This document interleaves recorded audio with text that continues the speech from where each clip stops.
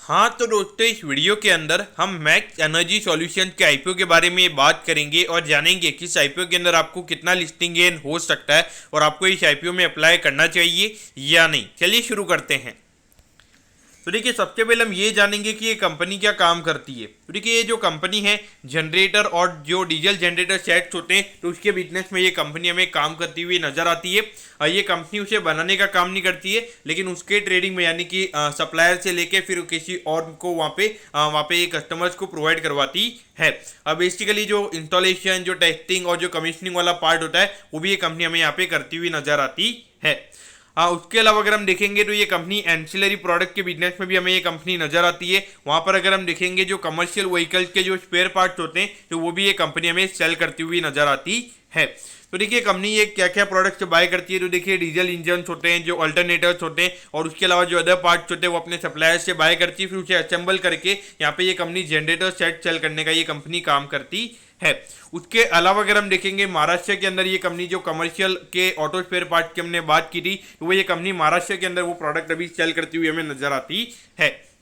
अब ये मत सोचिएगा कि छोटी कंपनी है तो यहाँ पे सिर्फ महाराष्ट्र में ये कंपनी काम कर रही है, तो ये तो गलत है। तो देखिए, छोटी कंपनी है, महाराष्ट्र इतना बढ़िया है, हमारा फाइनेंस कैपिटल पूरे इंडिया का में नजर आता है, तो वहाँ पर भी एक तरीके से अगर आप देखोगे डेफिनेटली 10-15 करोड़ का बिजनेस तो वहाँ पर ये कंपनी का बन सकता है।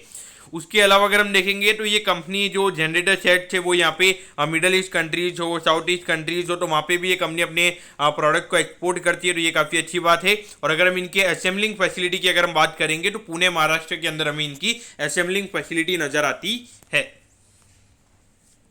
अब अगर हम ऑब्जेक्टिव की अगर हम बात करेंगे, यानी कि जो आईपीओ से कंपनी को पैसा मिलने वाला है उसे कंपनी कैसे यूटिलाइज करने वाली है, तो देखिए यहाँ पे थोड़ा बहुत अपनी जो बोरिंग्स वगैरह है कंपनी वो यहाँ पे करने वाली है, और बाकी जनरल कॉर्पोरेट पर्पजेज। तो इसका मतलब क्या होता है, इसका मतलब यानी कि जो आईपीओ से रिलेटेड जो एक्सपेंसेस लगने वाले, ये छोटा आईपीओ है तो हार्डली यहाँ पे 30 से 40 लाख रुपए का एक्सपेंस लगता है, तो वहाँ पे डेफिनेटली वो जो 30 से 40 लाख रुपए हैं वो यहाँ पे आईपीओ के मनी से यहाँ पे कंपनी यूटिलाइज करने वाली है।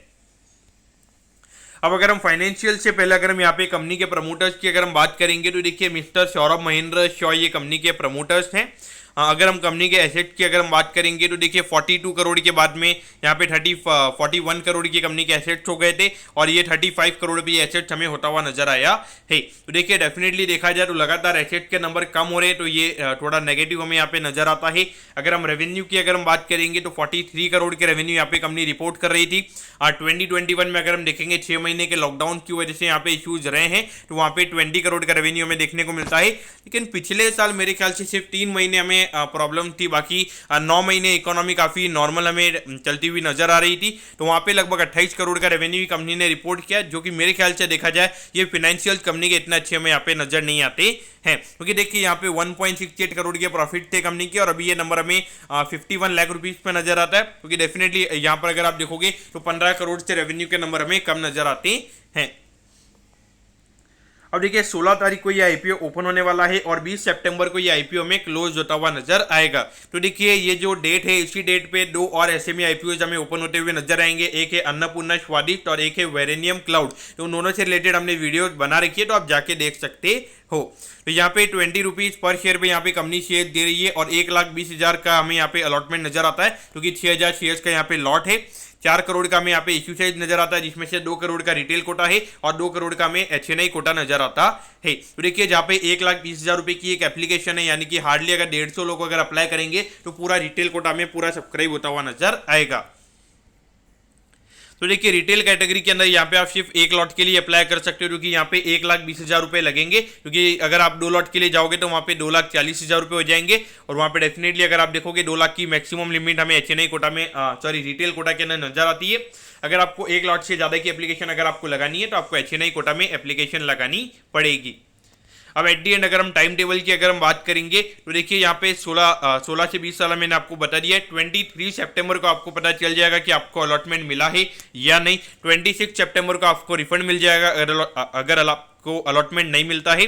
26 सितंबर को आपके डीमैट अकाउंट में शेयर्स आ जाएंगे अगर आपको अलॉटमेंट मिलता है, और 28 सितंबर को ये कंपनी हमें लिस्ट होती हुई नजर आएगी। तो एट द एंड क्या आपको इस आईपीओ में अप्लाई करना चाहिए। तो देखिए अगर हम देखेंगे तो जिस वक्त ये कंपनी का आईपीओ आ रहा है तो वहाँ पे एक मेन लाइन में हर्षा इंजीनियरिंग करके भी एक आईपीओ है, उसके अलावा 2 हमें एसएमई में भी आईपीओ नजर आते हैं और ये तीसरा आईपीओ वहाँ पे हो जाएगा। तो ओवरऑल अगर आप देखोगे 4 आईपीओ, तो लोगों को बहुत सारे आईपीओ में पैसा लगाना रहेगा। लेकिन देखिए 4 करोड़ का आईपीओ है तो इतनी तो डिमांड डेफिनेटली रहेगी कि आईपीओ टोटली सब्सक्राइब हो जाएगा और मुझे ऐसा लगता है कि लगभग 150 से 200 करोड़ की डिमांड हमें देखने को मिल सकती है। तो पॉइंट ऑफ व्यू से 30-40 टाइम से आईपीओ में सब्सक्राइब होता हुआ नजर आएगा। तो मेरे ख्याल से तो अगर देखा जाए तो अगर आपके पास फंड कम है, यानी कि अगर आपके पास में 1-1.5 लाख रुपए अगर आपके पास में, तो मेरे ख्याल से जो हर्षा इंजीनियरिंग में ये जो आईपीओ ओपन हो रहा है तो वहाँ पे अलग अलग फैमिली मेंबर्स में अपने एप्लीकेशन लगानी चाहिए। वहाँ पे आपके चांसेस काफ़ी ज़्यादा रहेंगे, यहाँ पे चांसेस कम रहेंगे। अगर आपको लगाना भी है तो मेरे ख्याल से जो 2 अलग कंपनीज है, अन्नपूर्णा स्वादिष्ट और उसके अलावा जो एक और कंपनी जिसका नाम है वेरेनियम क्लाउड, तो वहाँ पे आप लगा सकते हो। ये उतनी अच्छी कंपनी नजर नहीं आती, लेकिन इसका आईपीओ साइज छोटा है तो उसकी वजह से यहाँ पे थोड़ा एक तरीके से फोमो क्रिएट हो सकता है। तो दोस्तों मैं होप करता हूँ कि मैक्स एनर्जी के आईपीओ के बारे में आपको सब कुछ समझ में आ गया होगा। अगर आपकी कोई भी क्वेरीज है आप कमेंट कीजिए, मैं जरूर आपके कमेंट पर रिप्लाई करूंगा। ओके दोस्तों, thank you, have a nice day.